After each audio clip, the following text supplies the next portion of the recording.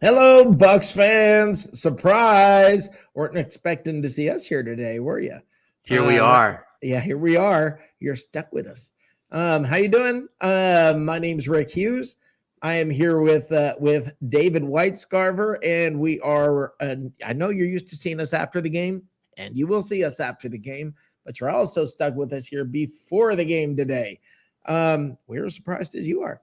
But here we are. It's going to be fun. Primetime game, the Eagles and the Bucs, and the hated Eagles. I hate them. And we get to deal with them tonight in primetime. Now, a lot of injuries, a lot of things to talk about, all kinds of stuff to try to unpack. And like I said, right here with me is Dave. Can you really hate a team who's coming off a 4-11-1 season? Yes, watch me. Okay, I was just wanted clarification for the audience. Yes, I have no issue hating them at all. Way too much history between the Bucs and the Eagles, and we'll talk a little bit about that. I can go back to the very first Bucs playoff game that I was at when the Bucs played the Jimmy Eagles. Giles. That's right, 1979. I was at that game. It's here we go. It is time for yet another big game between the Bucs and the Eagles. And I mean, we all lived through the horror of the years before our first Super Bowl leading up to that wonderful year. But the years prior to that were horrifying, as the Eagles would beat the Bucs cold. year after year after year after year. Tom Brady does not like the cold. No, Tom Brady, but he does just fine in it, as noted by all of their Super Bowl championships that they had up there. So, it's going to be good. It's going to be, it's in Philly. A lot of injuries. Dave, you want to bring everybody up to date a little bit on the injuries? On the injury front for Philadelphia, tight end Dallas Goedert is out due to illness. He's in a contract year, not good timing for him. Right tackle Lane Johnson is out for personal reasons. What about for the Bucs? The Bucs? I can mention three of them. Levante David is out. Levante David is out. Rob Gronkowski is out. And kind of the usual suspects as far as the secondary goes. It's going to be Richard Sherman's probably going to be out there for 60. What? Yeah, Antoine Winfield is also out. Yes, he's in concussion protocol. He will not be at the game tonight. And I got to tell you guys, I want everybody to be prepared. Sit down, be prepared. This could be rough. Tonight could be rough. Although apparently Bruce Arians has been all up and down, all up in the Bucs business this week, trying to get them serious about this game. We will see, but the Bucs traditionally struggle in prime time, especially on Thursdays. So we'll see how this whole thing plays itself out. I am glad. I have to tell you, I am glad that Gronk's not playing, because look, we're 4-1. The Bucs can. I don't want this to happen. I'm not predicting this to happen, but I'm telling everybody they can weather a loss tonight. The team can handle it in the long run, and it's better if you've got healthy players for the long term. And JPP, he's listed as questionable, and defensive end Patrick O'Connor, he's questionable as well for the Bucs. Yeah. And by the way, I want to say hey to Christopher O'Reilly, Bryce Gray, Dwayne Miles, Satino Howell, Keith Larson, and Tina. Oh boy, I'm going to try this. Eichholz. That's a good job. Hopping in here and making some comments. Thank you guys for joining us tonight. We got lots of Bucs talk, lots of pre-game talk. Lots of goodies. We got Philip Schwegler should be stopping by at some point. Don't know who else is going to be stopping by. Anybody who wants to, you're welcome to. And also, I have put down the phone number you can call if you want to participate in the shenanigans here. I've put that number up on the screen. You are welcome to call. I'd be happy to have you guys come on and join us. I'm also, if you're brave, if you're a really brave soul, I want to come on video, and that would be awesome. But you actually can come on audio this way as well. You don't have to come on video, but I'm putting a link right now in chat if you want to join us. You're welcome to do that. But so all kinds of things to talk about. I want to start off by talking about the history between these two teams. I hate them. I hate them. I hate them. I hate them. I hate them. They're not my favorite team. They beat the Bucs. Are you sure? Yeah, I'm positive. Year after year after year after year, they were the undoing of the Buccaneers back in the we'll say our first golden era. They would year after year do damage to this team, and until that glorious Super Bowl year when the Bucs came in and shut down the vet. Final game in the vet ever, and the Bucs shut it down gloriously, ceremoniously, sent the Eagles packing. That's one of my favorite days as a Bucs fan. Honestly, that might have even been better than the Super Bowl that year for me. Wasn't that like the first time the Bucs won at least a playoff game, maybe a game 40 degrees or less at kickoff? Yeah, I don't know if that was the first one or not. I don't remember. I know there was a long streak where they didn't. But oof. Yeah, thank you, Tina. Thank you, Tina. Beautiful. Tina said it perfectly. Tina, you are absolutely correct. I hate the Eagles. Hate them. Hate them. Hate them. And if you're not sure how I feel about them, I don't like them. But anyway, it's okay. Just trying to be clear. But anyway, it's going to be fun tonight because I really want to win this game. I'm nervous. I'm a little worried because of all the injuries. I'm worried because it's a Thursday night. This is a tough game to try to navigate through, but we're going to give it a shot. Let's see what happens. Let's see what happens. The worrisomeness would be if the Eagles were at least an average team, I'd have a lot more worry than what I do, but they're coming off, like I said, a 4-11-1 season. So they're not that good. They have a lot of young players, especially on the offensive side of the ball. Yeah. And I think it will be a close game. I don't think the Bucs will win by a touchdown or more, but I do think they'll come away with a well-deserved and hard-fought victory. Yeah. Now, per Rick Stroud, that's per Rick Stroud at NFL Stroud on Twitter. The Bucs inactives for tonight are wide receiver Jalen Darden. Kind of interesting that he's not even going to be active. Safety Antoine Winfield Jr., linebacker Levante David, tight end Rob Gronkowski, guard Nick Leverett, and quarterback Kyle Trask. None of them will be active tonight. Now, the one thing I want to point out about that, somebody's name that is not on there, and I'm very happy to see that, is Ryan Jensen. I don't see Ryan Jensen's name listed, so that's a positive sign. JPP wasn't on there either, so that means he's could play. He played last week. So, but he was still listed as questionable. Yeah, so. I wasn't so much worried about him. I was really worried about Ryan Jensen. But shoulders can be a funny thing, especially if you're. So can knees, but I don't want to go there right now. But hope it's hanging in there for you. It is. It's hanging in there. It's not dangling, but right. Hanging. It's about all it's doing. But anyway. So yeah, Tina says. Let's see.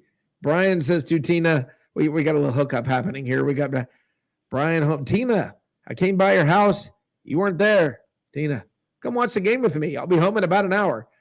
We're just having personal chats in the public chat. Hey, go Bucs. This chat could get very interesting. I don't know what's about to happen here, but we're starting to lose control of the show. Yes, already, and it's only 5 minutes in or whatever, 10 minutes into the show, and we're already.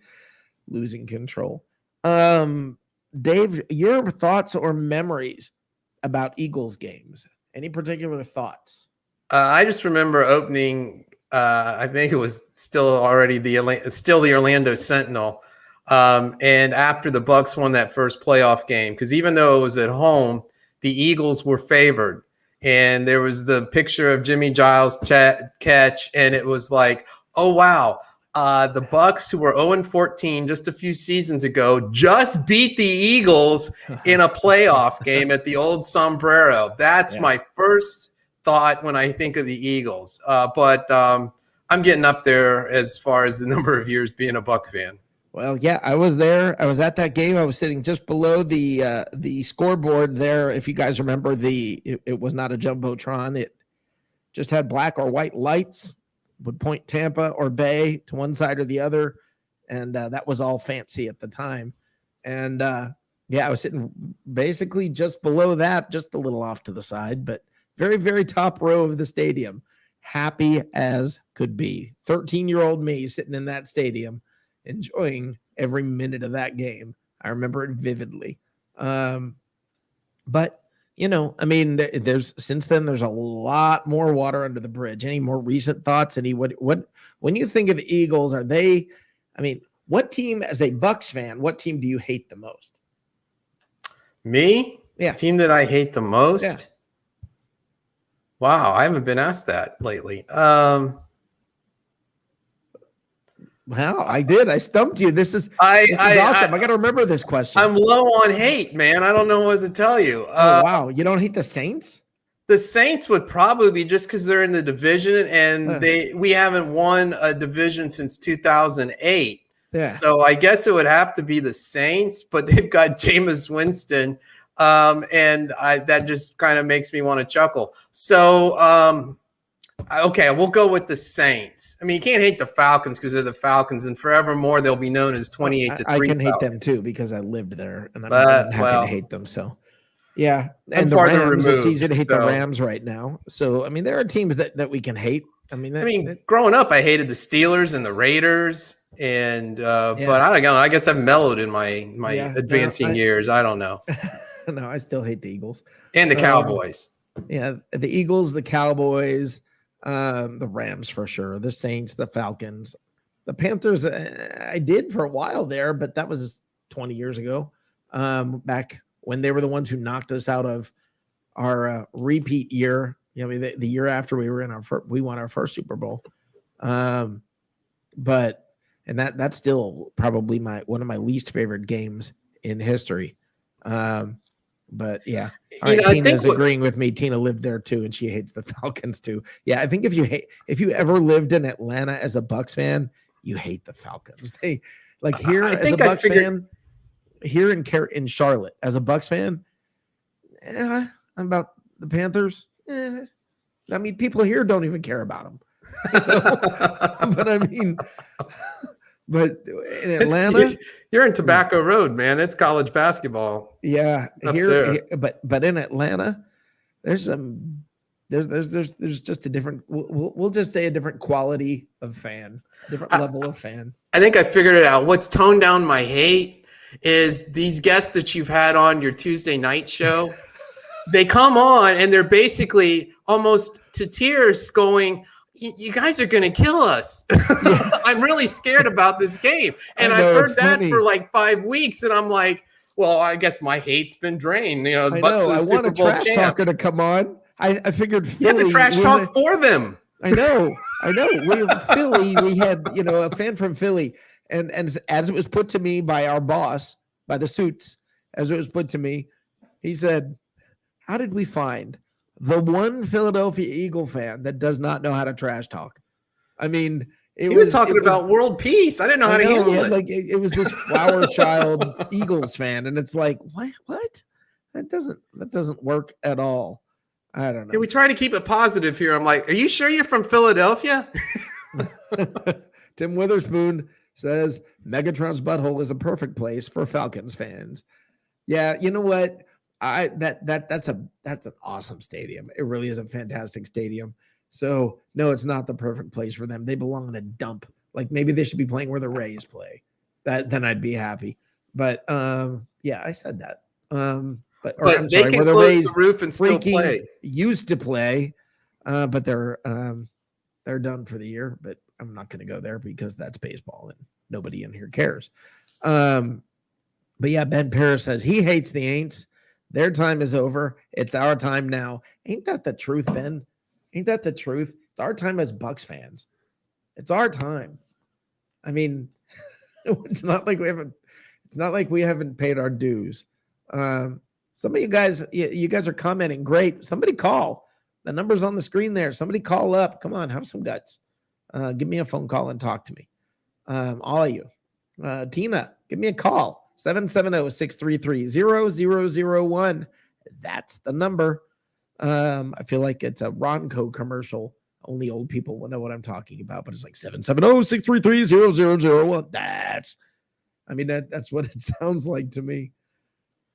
But anyway, Dave, you're looking at me like, what did I get myself into? I remember those Ronco commercials. Yep. It chops, it dices, it slices, it dices, it chops. Yeah, it brushes your teeth. I mean, it was, yeah.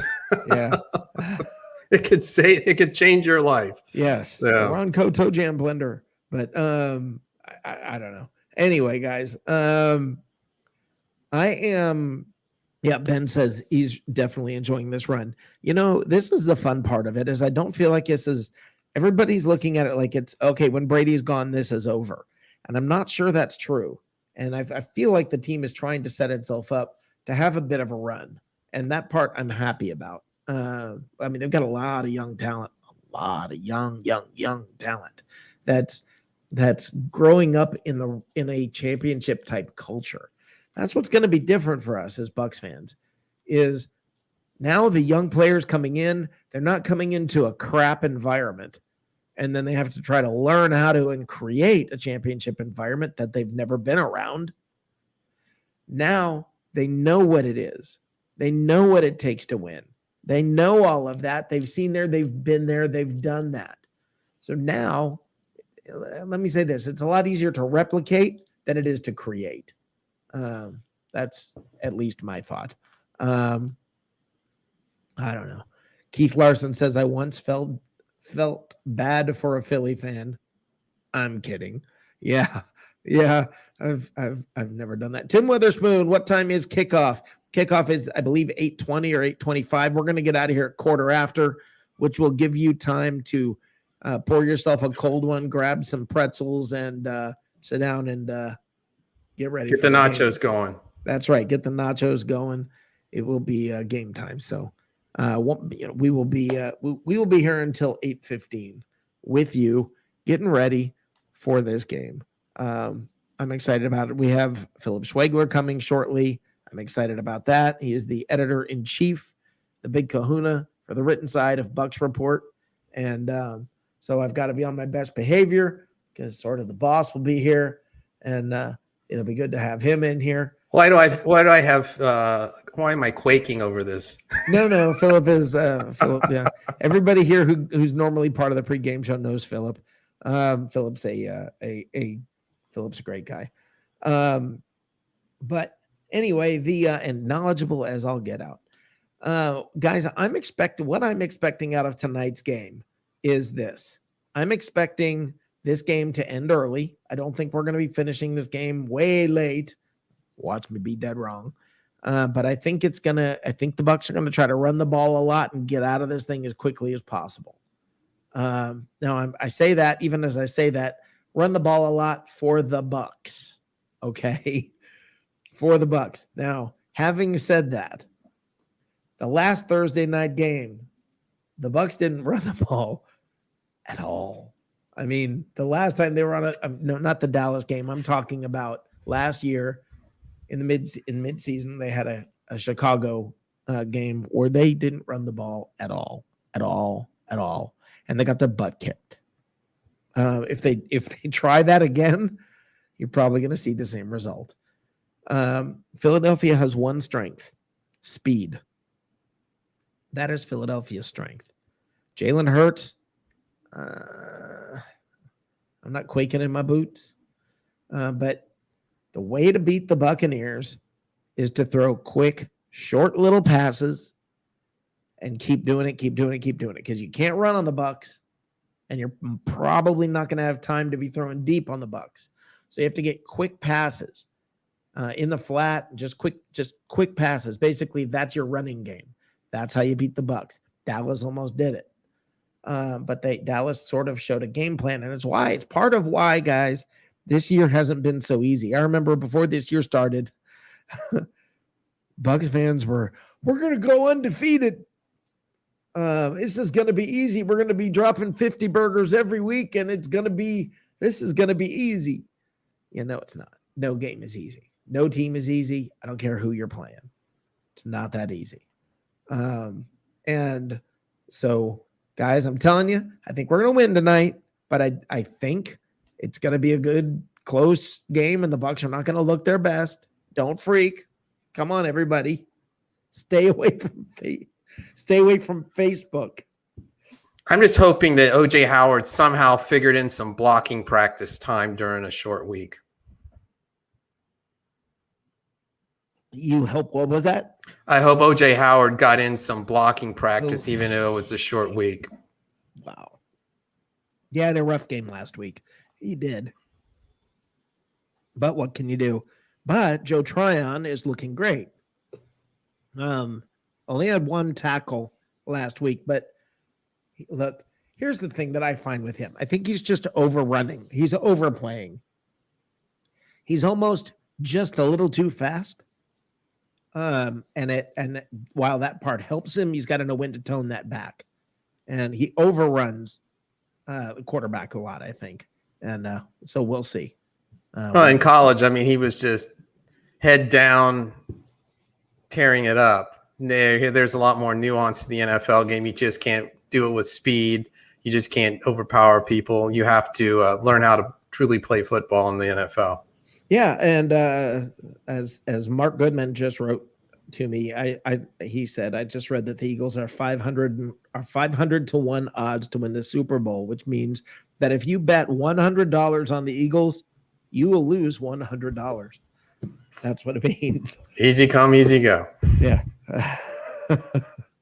So yeah, that's how that's gonna that's how that works. But anyway, well, apparently, Keith, if you were trying to call, please give me a shout. If you're trying to call, I'm not sure if that was before the show or after it started. But if you were trying to call, I've got it here now for you and ready. Guys, call 770-633-0001 to talk to us. We're here for you. We'll answer as best we can whatever questions you might have. We'll answer. Yeah, we will answer. But I don't know. We will find out. What Tina said, sorry, hit send too quickly. Kyle Trask. I'm not sure what you're asking about Kyle Trask. But all right, I like what Tim Witherspoon says. Tim Witherspoon, who always, by the way, brings some of the best comments. Tim says, I think we win by 2 touchdowns. I am hoping you are right. Okay. So Tina was saying they're setting up with my boy from the Gators. Dave would agree with that completely. Go Gators. Can I say that on this show? Yeah, but you might get fired. That's a way to go, you know. The boss is a Knowles fan. If you ever felt sorry for a Knowles fan, that's the question. Because if I almost did, and then I didn't. Yeah, it's hard to, but now anyway. We didn't talk about college football hate. That I could go on for a while about. See, I'm way more that way with the pros. Way more that way with pros. But what are you gonna do? Yeah, so guys, we've got T-minus, what is it? 40 minutes? 50 minutes. T-minus 50 minutes and counting for this game tonight. And like I said, my guess is that there's going to be a lot of running the ball, I think they're going to try to get out of there as quickly as possible, as injury-free as possible. And they're going to try to do it with a win, but I don't think they're going to try to run the score up. I don't think they're going to try to be flashy. I don't think it's that kind of game. Boy, it'd be nice if I was wrong. But I don't think that's going to happen. I think it's going to be a close game, and they're just going to try to get out as quickly as possible. What are your thoughts? How do you think this game's going to go, Dave? Well, the Eagles are coming off a come from behind win at Carolina, so they're flying pretty high. And it's just going to amp them up. They have a pretty young team, especially on the offensive side. It's a Thursday night. It's a nationally televised game. They're going to be juiced up. They're going to be jacked up. They're going to be ready to go. And it's a question of, will the Bucs be, and do they have to chase the game or not? Yeah. I mean, how do you think the Bucs are going to come out of the gate? To me, this has been a problem. I want to see the Bucs take a lead by a touchdown or two. I think this team is built to play with a lead, but they haven't been putting themselves in that position. Well, the defense has come out extremely flat. The Eagles, actually, Jalen Hurts is the leading rusher for the Eagles, so they don't rush the ball very well. So I think they're going to come out throwing. I don't even know if they're going to try to run the ball. And if the Bucs are up to the task and stop them early, and we don't chase the game, then I think we'll be in good shape, and we might win by a touchdown or more. Agreed. Hey, we have a guess who's coming to visit. Harry the Greek. How you doing tonight, Harry? Didn't even know you were alive. I'm doing fantastic. What a game it's going to be tonight. Oh, my God. Tampa. Rick, do you know that this game went from -8 all the way down to -5.5? Yeah, because all the injuries. Everybody's out. I mean, it's a lot of this money is going on Philadelphia, and I can't see how. Is this a trap game? It's just what I'm calling now for. Okay, the Bucs don't play well on Thursday night. The Bucs, especially on the road, the Bucs struggle in primetime games, and now you've got no Gronkowski, no Winfield, no Levante David. Quarterback's got his thumb in a pseudo cast. I mean, there are reasons. I think it's going to be a close game, only in the sense that the Bucs aren't going to try to blow them out. They're going to try to run the ball as much as possible and get out of there as quickly as possible tonight. Unreal. You know, Rick, I'm going to go ahead and leave you with this thought. Okay. Okay, and I'm going to go ahead and give you and your audience a pick from the Greek. Okay. Yep. Okay. Tampa was a very, very predominant favorite. Yep. The backs are up against the wall right now. In the first half, expect an extraordinary game from Philadelphia. Their defense is still playing really hard, especially with Fletcher Cox. He's going to get after Brady. By the second half, expect a wide open game. Tampa wins the game and they cover. So don't be afraid. Just do not play Tampa in the first half. Tampa does cover this game, guys. Awesome. Thanks for calling, Harry. Hey, absolutely. No, Rick, before I go, I got to hear it from you. I need to hear it. Come on, tell me. What's for dinner? No, now what's for dinner, honey? What is it, Rick? What? Go Bucs. Go Bucs. Go Bucs. Go Bucs. There you go, man. You guys have a great night. You too. Great to hear from you, Harry. All right. Awesome. That was Harry the Greek. There you have it. There you have it. Harry says, okay, expect close in the first half, but not the second half. I'll take that. People betting on Philly to cover the spread big. Listen, here's the deal. You guys have heard me say this many, many, many times. And let me be clear about this. This is how the point spread works. Everybody thinks that when a team is favored by whatever, like it started at 8. It doesn't mean that Las Vegas is looking at this game and saying, I think that the Buccaneers are going to win by 8. The analytics tell us the Bucs will win by 8. That's not how the line works. They set the line to where 50% of the people will bet on one team, 50% of the people will bet on the other. When the line moves, it's to get more people to bet one way or the other. Okay, so when the line went from 8 down to, I believe he said 5.5, it's because they were trying to get more people to put money on the Bucs, that people were not putting money on the Bucs. So that's why the line moves, guys, is so that, because if 50% of the people bet on one team, 50% of the people bet on the other team, you know who wins? Vegas. The house. Yeah, the house they take wins. their cut. So they want 50-50. That's right. So that's their goal. And when they move the line, they're trying to get more people to bet on the other side. So that is how that works. anyway, onward.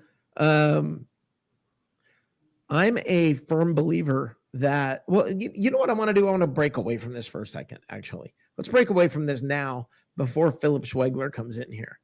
And what we normally do in the post-game show, but we're going to do it now. Dave's handle on Facebook and on Twitter is at David W. Says. And what we do on the post-game show every week is we find out what's on Dave's mind. So we're going to do that now. Let's find out what's on Dave's mind. It's a fragile thing. Let's hear what David W. says. Week 6, David W. says topic is, wait for it, ranchers and cattle. No, you aren't walking into a John Dutton and Yellowstone Ranch, but let me explain why I say ranchers and cattle. This Tuesday past, Sports Illustrated's Albert Breard retold the following in his article. There's this infamous story from the 1987 players' strike in which then Cowboys president Tex Schramm encapsulated the situation facing NFLPA chief Gene Upshaw, who himself was once a Hall of Fame player during the dynastic Raiders era. Quote, Gene, here's what you have to understand, Schramm said offhandedly. Quote, we're the ranchers and you're the cattle, and we can always get more cattle. Close quote. Gene Upshaw was a Hall of Famer in his own right and an integral part of the original Raiders' glory days. He played for the Silver and Black from 1967 to 1981. He embodied what it meant to be a Raider. At the end of the day, in the eyes of the ranchers, he was cattle. He could be replaced on the field and as the NFLPA chief. Now let's take this perspective and view the events of recent days through this lens. First of all, what John Gruden put in his emails was reprehensible, and that mode of thinking should not be tolerated. Still, John Gruden was the youngest coach to win a Super Bowl, was the most revered Monday night commentator analyst since Howard Cosell back in the 70s. He was a coach beloved by his owner and had a 10-year, $100 million contract. All of that stuff is pretty powerful. At the end of the day, he was cattle. He could be replaced, actually replaced right away. Now let's take a step back for a moment. John Gruden was not under investigation. The Washington football team was and is under investigation for a toxic workplace environment. The emails related to John Gruden with despicable content were discovered as part of the Washington investigation. There is one rancher in this scenario. His name, Daniel Snyder. Daniel Snyder is worth about $2.6 billion personally. The value of the Washington football team, according to Forbes earlier this year, is about $3.5 billion. Have you noticed how Daniel Snyder has framed discoveries of this investigation? Quote, well, not a quote, but basically he's saying, gee, I am finding out what has been going around this organization, and it's some bad stuff. In other words, I didn't know what was going on around here, and now I'm finding out. Let's face it. A person does not become a billionaire with a capital B and own a franchise worth billions by not knowing what's going on. Quite the opposite. Smart businessmen know very well what is going on and take care of their business. The rancher playbook is clear. The rancher did not know anything bad or do anything bad about the ranch and is going to fix things. Take out some cattle along the way to show how moral and above board you are. My thoughts drift back to brash and, dare I say, cocky Steve Spurrier and his brief tenure in the NFL with Washington. He had legendary quips that included, you can't spell Citrus Bowl without UT, implying that Tennessee would be again losing to the Gators in the regular season and ending up in the Citrus Bowl instead of the Sugar Bowl as conference champs. Remember how he referred to Daniel Snyder over and over again. He referred to the Washington owner as, quote, Mr. Snyder. My thought is Mr. Superior understood he was cattle and Mr. Snyder was a rancher. He was expendable, and after 2 years, different cattle became the Washington head football coach.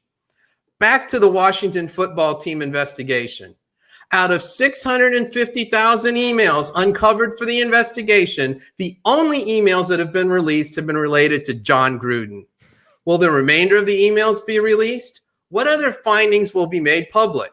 What additional punishment will come as a result of the findings? One thing you can be pretty sure about, more cattle will be replaced, but the rancher will keep on ranching. David W. says, ranchers keep on owning the ranch and protect their own. Cattle get replaced are worse. Yeah, we all know what happens to cattle. We all know what happens to cattle. Now, I have a plus positive statistic that I can go over very briefly. Okay. I don't know if you've noticed, but the Bucs have 3 wide receivers, Mike Evans, Chris Godwin, and AB, who, if they continue on their current trajectory, will all 3 have more than 1,000 yards, including if it was just going to be a 16-game season. Now, I went back and I looked, how many times has this happened? It's happened in 1980 with the San Diego Chargers, in Air Coryell days, and then the 3 Amigos in 1989 Washington, the 1995 Atlanta Falcons, the 2004 Indianapolis Colts, and the 2008 Arizona Cardinals. Wow, and I think David W. says, barring injury, the Bucs will have a special season and will have 3 1,000-yard rushers. Receivers. I'm sorry. Wow. No Rams in that. That surprises me. The greatest show on turf was no not a Rams. part of that. Well, you had Marshall. Well, you're right. I mean, they didn't, but it wasn't spread around as much as you would thought. Right. But all right. not Well, since we have our guest 2008. in now. We have our guest here now. Philip Schwegler. Now, Philip's here. He's normally in these chairs during the pregame show. How you doing today? Hey, I'm good. I appreciate you guys filling in tonight. Yeah, you got it. You got it.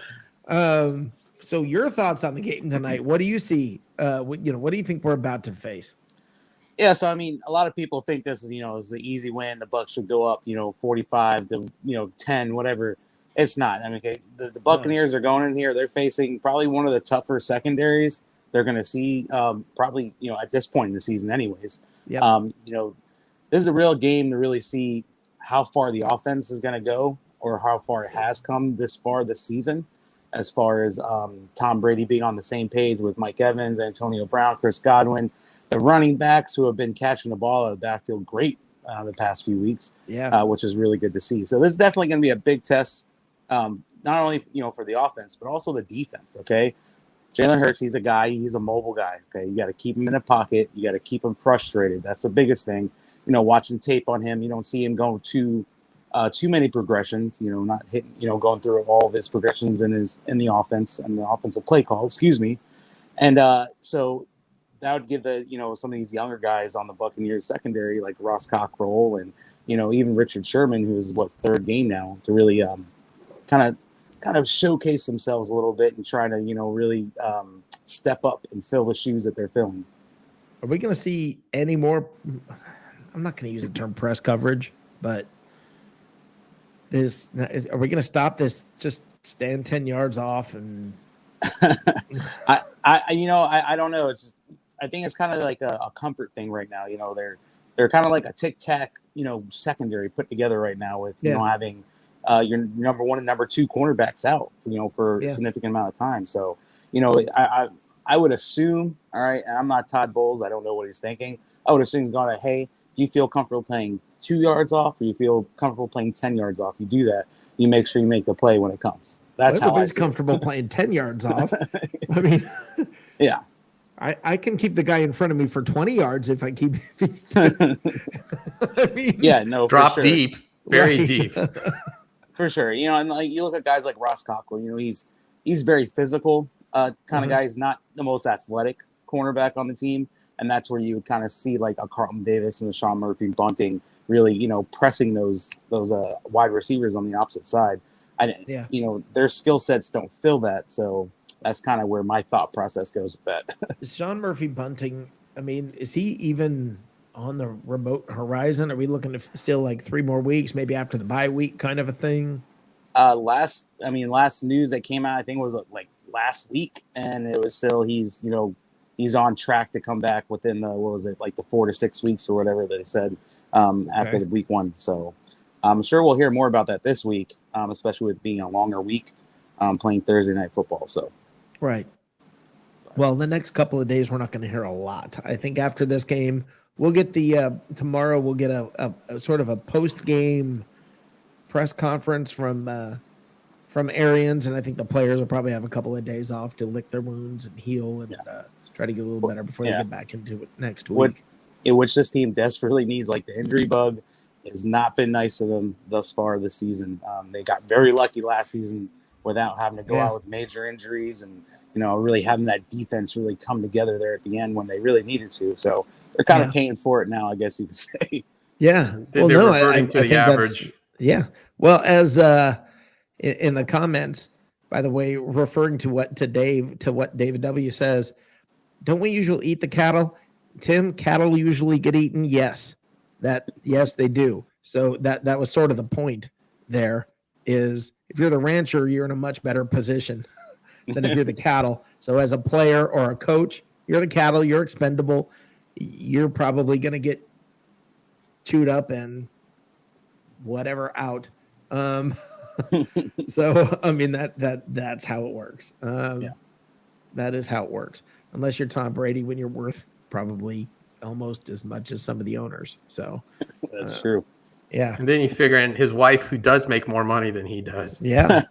I mean, it's crazy. They basically are just about at $1 billion in net worth. I mean, they're approaching that. So I got $27 in my pocket. Yeah. Nice. But yeah, I mean, it's look, Philip, am I crazy in thinking, I think tonight's game is going to be low scoring. I mean, I think both teams are going to try to, I mean, the Eagles are going to do whatever they can. They're at home. They got the extra day practice, but the Bucs are just going to try to get this thing over with. Yeah, no, I totally agree with you as far as trying to get it over with. As far as low scoring game, I could see, that becoming what the outcome comes tonight. But you got to look at what the Eagles have on defense. Okay, they're the 30th ranked against the run. So this is a perfect game for Bruce Arians to say, hey, let's get this run pass balance going. Let's see what it looks like. Let's put it on tape. We'll look at it next week. Be like, maybe we can do this to this team, and and then just get better as the season goes on. But I think definitely tonight you'll see a lot more of the run game, and that might help the score go a little bit higher. But I'm not thinking over 55 points on this one. I just don't think so. No, I'm. This will be my pick, everybody. Here's my pick for tonight's game. All right, and I don't think I'm crazy when I say what I'm about to say.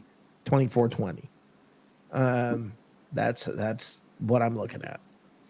I mean, historically, the Buccaneers don't do great on these Thursday night games. Right. So I am talking Bucs, by the way. 24-20. Yeah.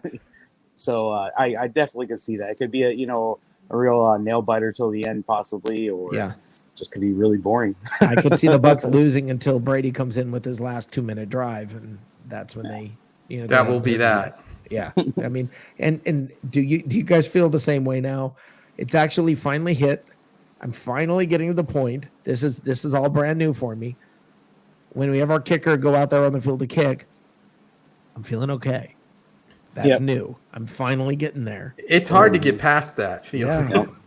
I still knock on a table every time he goes up for a kick. Yeah. That's just something I do. He hasn't really missed them. So yeah, I know. But before I just used to be like, oh no, this is no. Look the other way. Good. Right. And now this is a problem. Brady's gone over 200 passes without an interception. Now, Dave, you talk about you had to bring it up, didn't you? Now you've jinxed it. Dave, you talk about revert to the average. This is the Buccaneer organization reverting to the average after Jameis. I mean, that's what's happening. Well, remember, if they hit 12 wins this year, they'll be 40% as lifetime as an organization. They will be back over 40% wins. Yeah. I don't know if they've ever were above 40, quite frankly, but I mean, they'll hit 40%.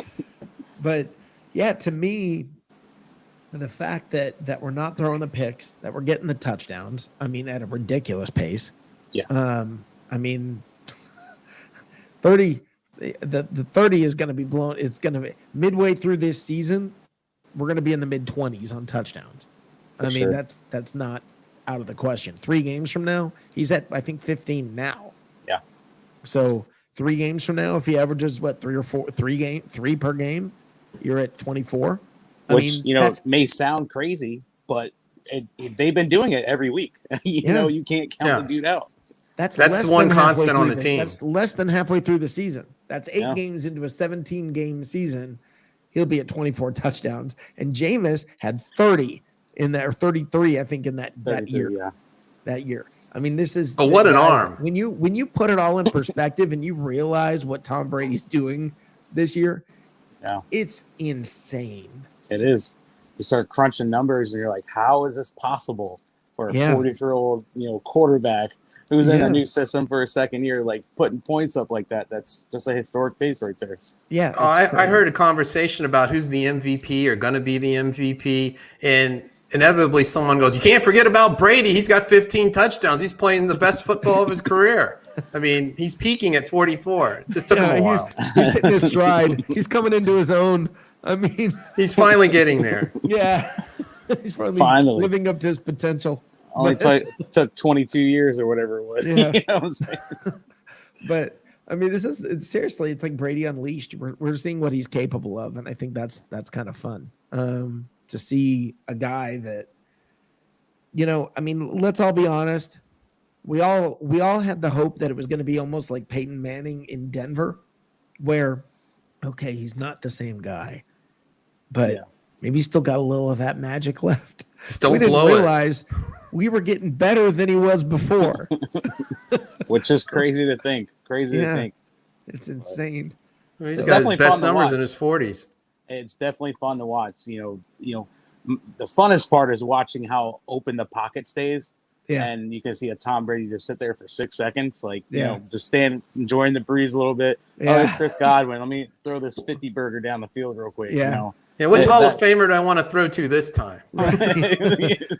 Well, awesome. And that's the thing is when Brady comes on the field and there's a minute and a half or 2 minutes left and they need to fill in the blank, they're going to get fill in the blank. Yeah. I mean, they're going to get it. Touchdown, field goal, whatever they need to get, they're going to get it. If there's 50 seconds left and the Bucs need a field goal, I ain't going anywhere. I'm going to be right there watching because I'm going to expect in 50 seconds they're going to get there. I mean, he's just he's an artist when it comes to those 2-minute drills. Yeah. In crunch time, right at the end of the game with 49 seconds left, and they need to go 80-something yard. You know what I'm saying? And I always go back. I think it was week 2. It was coming down. I think it was like 49 seconds. They were trying to move the ball down the field. He throws, I think, 2 passes in a row out of bounds, just to kind of get the clock going. I'm like, that's the mastermind of being Tom Brady and being in the league so long and seeing everything and knowing the game of football inside and out. It's really fun to watch. It really is. I hate to be a defensive coordinator. Is responsible for coming up with the game plan against him. I mean, where do you even start? Like, you got to make sure you hit him. That's the whole thing is pressure up the middle, right? That's the big that's supposedly the book on Brady is pressure up the middle, and he gets off his game. Yeah. Okay. Well, thank God Ryan Jensen is still here. Is going to be playing tonight, I believe he is. But if Jensen goes out, Ken Marpet, I mean, how do you guys feel about it if he takes over at center? I mean, we've seen it before. Marpet's played that position, and it kind of worked out for them pretty well when Jameis Winston, I think it was 2018, 2019, something like that. I think they have enough depth, experience, I guess you can say, on the offensive line, especially looking back at the Super Bowl when Alex Kappa couldn't go in. Right. I think they have enough anchors along that, offensive line. Plus, you have the tight ends. Okay, we have Cameron Brate, who's, really coming in to be, a decent pass blocker, and eventually get Rob Gronkowski back. That'll be another person to hold down. Hey, you didn't mention OJ Howard. Why not? He can block. Have you seen it? Yeah, he kind of messed up a little bit last week. He kind of let a guy in there, but he's been known for being a good blocker, hasn't he? Yeah, well, from what I can remember when he's on the field, yes. Yeah, and I don't know what happened last. There's 3 or 4 times a game. No, he's that's been kind of his thing. He hasn't been pass catching. I mean, he's been known, and he caught Alabama, 2. He was known for being a great pass blocker. Yeah, and he's a big physical dude. I mean, maybe last week he just was off a little bit. I know he did. I think he may have helped that sack on Brady there at the end of the game. Yeah, by not being able to block too well. So one at halftime, one just before half, and that's how Brady got hurt. Yep. Yeah. So. Yep. And you're looking at the running backs too. I mean, Ronald Jones, he needs to start blocking pretty well too. And then you also have Giovanni Bernard, which gave up a pressure on Brady last week also. Now I'm going to go there and I'm going to say this, and I know everybody loves Ronald Jones, and Rojo is like a fan favorite. Everybody seems to love Rojo, but I'm going to go there. I'm going to go ahead and say it. Guys, I think Rojo needs to drop back to number 3 on the depth chart. I want to see more Giovanni Bernard. I kind of do too. I kind of enjoyed what he did at the end of the game. Was able to bust off, some big runs. But then again, you look at Ronald Jones, and you look at Leonard Fournette. Leonard Fournette's, like put the head down, kind of move through the pile. Yeah. You watch the tape on Ronald Jones, he'll get to the line of scrimmage. There's 3 or 4 guys there that he has to avoid. He'll avoid them, with his movements and his quickness and elusiveness, and get that 4 yards that you want. So it's kind of give and take. You need both guys because they both, provide different skills to that running back position, and especially when you're trying to do matchups on, whatever 7 are in the box or the middle linebackers, the weak side linebackers, all that stuff. So, right. Well, Philip, I know apparently we're about to lose you here because your phone battery is at 4%. So, yes. So thank you for coming by tonight, brother. Yeah, no problem. I anytime I can get on and talk with you guys, I'll do it. So, yeah, absolutely. Absolutely. I appreciate your insight. Thank you. Yeah. Thank you guys very much. I'll see you after the game. All right. Awesome. Bye. Bye-bye. All right. Philip Schwegler. That's the editor-in-chief at Bucs Report. He's kind of my boss, so I had to be on my best behavior, but now he's gone. So let's get into some shenanigans. No, anyway, I'm ready for tonight's game, guys. I am ready. I mean, I've been waiting all day. I've been doing a Dexter marathon, just kicking back, trying to watch as much Dexter as I can because that show is coming back, and I figured I'm gonna go ahead and rewatch everything before it comes back. But I'm getting myself all ready to go. But waiting for tonight, just watching the clock tick, waiting, just wishing tonight would get here quicker. And now we're almost there, guys. We've got about 20 minutes to go, 22, I guess it is, until we're going to shut this thing down and go pour a cold one, grab some pretzels and nachos or whatever you got, and let's sit down and watch the Bucs beat the Eagles. The hated Eagles. The hated Eagles. I hate the Eagles. I hate them. I hate them. I hate them. Anyway, Tim Witherspoon says about Tom Brady being the 199th pick, it's only natural to take 22 years to reach your prime. I wonder how many 199th pick overall have made it 22 years in the league. I mean, I don't think anybody, period, makes it 22 years in the league. Yes, Tina. Yes, Tina. Yes, Tina. I feel it. I feel it.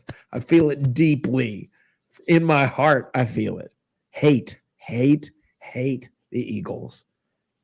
Is that not clear enough? But I don't know. So anyway, tonight's game, guys, wide receiver wise, let me tell you, it's been a couple of games since we've seen much out of AB. And I think that's kind of interesting. And I'm thinking AB might be, we might see some more out of him. It was Evans, and was it AB who had 2 touchdowns last week? Yeah, AB got him started. He had that 62-yard that's right. pass catch. That's right. And then there was comments on when's Evans going to get the ball, and next thing you know, he's got 2 touchdowns. He got 2. So it was Godwin who hasn't found the end zone recently. So and all done with a sprained thumb by the quarterback. Yeah, we're gonna see what happens. Yeah, all of them I believe were thrown with the thumb. So apparently it's not that bad. But well, it should be a pleasant 70 degrees at kickoff with 1% chance of precipitation. So that should be in the Bucs' favor tonight. 1% chance. Now, 1% that's somebody chance. hedging their bets. That's somebody hedging their. That is a weak freaking meteorologist right there. That's a guy who doesn't have the. I can't say 0. I can only go down to 1. Yeah, come on, really, 1% chance of precipitation. What a weak freaking move. Come on. Golly, man. There's a 1% chance. That's just, you can, if it does rain, you can go, hey, man, I told you. Hey, I said one. I told you it might rain. Oh, man. That's hilarious. A 1% chance of precipitation. Yeah. All right. So tonight's game, I want to see more Giovanni Bernard. I want to see Leonard Fournette. I really don't want to see a lot of Rojo. Now watch Rojo go off. I'd be okay with that. I don't care who goes off, really. I don't care. I'll be happy no matter who it is. But guys, I'm ready to settle the debate. I don't know. And I want you guys in chat, tell me if I'm crazy. I want to settle the debate right here, right now. Let's all do it. Okay. We get to make the final call. All right. All of us get to make the decision. Rojo or Fournette. Everybody in chat, let's hear it. I want to hear it. I'm saying it's time. Let's make the call once and for all. Rojo's the starter. I want to make the call. I want to get it over with. Let's not mess around with it anymore. Tim Witherspoon says the Eagles have a 1% chance to win the game. So you're saying there's a chance. So you're saying there's a chance. Tina, have a great night. Go Bucs. Go Bucs, Tina. I hate the Eagles. Go Bucs. Looking forward to that. Tim Witherspoon. Okay, yeah. Fred Swayze says Lenny. Tim Witherspoon says Fournette. Yeah, I agree with you guys. It's regular season Lenny for me. I would rather see Fournette and Giovanni Bernard a lot more. Yeah, I'd rather see that. So as long as Fournette keeps running hard, he's exceeded my expectations. So if he keeps it up, yeah. But he tends to get dinged up, so we'll see how durable he is. Yeah. Christopher Cole. Hey, Christopher. How you doing, my friend? He says if it rains, it's 100% chance of rain. Yes, that's correct. But right now, there's only a 1%. I don't understand why every meteorologist just doesn't come out every day and say something between 40 and 60% chance. Every day, no matter what, you're always right. You know? Just 60% of the time? Between 40 and 60% chance. 60% of the time, it works every time. Yeah. Oh man, yeah, that's what I think. I don't know, guys. 15 more minutes till we call this till we have the end of the show. So, guys, I'm going to give this to you one more time. I'm going to put the link in chat if you want to come on here. Don't be a wimp. Come on, quit it. Somebody have the guts. Come on, talk to us. Here you go. There it is. I'm going to bring up the number one more time. If you want to call us, let's hear from you. The number is on the screen, 770-633-0001, 770-633-0001. Come on, guys. Don't get weak on me now. Let's hear from you. Everybody's getting so quiet tonight. So it's a quiet night. I think because everybody is ready for the game. They're getting their hate built up for the Eagles. They're focused on their hate. They're getting their inner hate taken care of and coming out. It's all built up and ready to just boil over. It's just, I hate them. Hate the Eagles. Hate. And by the way, guys, for those of you who don't know, on Tuesday night, I have a show called Buck AF. For all of you who are Buck as, you know what the F means. Look, here's the deal. I got a bet with a Philadelphia Eagles fan. If the Bucs win tonight, he's got to come on our show and eat a Cuban sandwich wearing red. He's not drinking orange juice. If the Eagles win, I got to go on their show and eat a Philly cheesesteak, with Cheese Whiz. With Cheese Whiz. He made it very clear. It has to have Cheese Whiz. Must have Cheese Whiz. Right. So, yeah, that's fine. But I think that's kind of fun. But we'll see what happens. So that's a fun little side thing we've got going. Also, on Wednesday nights, we have Against the Spread. It's a show that I do with Andrew Faubert from North Sports Dynasty. You guys are familiar with him from Live from the Cheap Seats on Sunday nights. Andrew and I made our picks for this game, and both of us basically are saying that the Bucs will win, but will not be able to cover the spread, which was 7 at the time that we got our picks in. So both of us said that the Bucs will win, but not cover the spread. Boy, would I like to be wrong. And I think Andrew would too. We would both love to be wrong on that game. We'll go from there. Anyway, guys, I'm excited about that. Dave, you wanna go ahead and call it a night, and let's get ready for the game? Hey, I'm always ready, and I'm also always ready to go watch the game. So, all right, you guys were quiet. You seem like you're ready to go get your chips on, and let's get ready to watch this thing. Right? Let's have some fun. It's about game time. We got about 20 minutes till kickoff. I'm excited about it. I'm ready for this. I get a good feeling. I do get a good feeling. But I also think that the game plan is going to not lead to a blowout. Dave, your final thoughts, guess, whatever on what you I think people are that? going high on the score. The Eagles don't have a very good offense, and I do think the Bucs are going to run the football, and it's going to come down to how well the Bucs defense weathers the adrenaline rush that the Eagles are going to have, and they're going to try to carry over their victory from Carolina, and it just. The Bucs defense has gotten a bad habit of slow starts, and if that happens, it's going to be a very close game at the end. Yeah, I think wow, I agree with that. That's actually pretty darn close to perfect analysis. All right, guys, let's call it a night. Let's go watch some football. We will be here after the game on the post-game show to talk about to get your reaction, our reaction, the coach's reaction, some players' reaction, everybody's reaction. We will be here afterwards. In the meantime, go Bucs. Go Bucs. Go Bucs.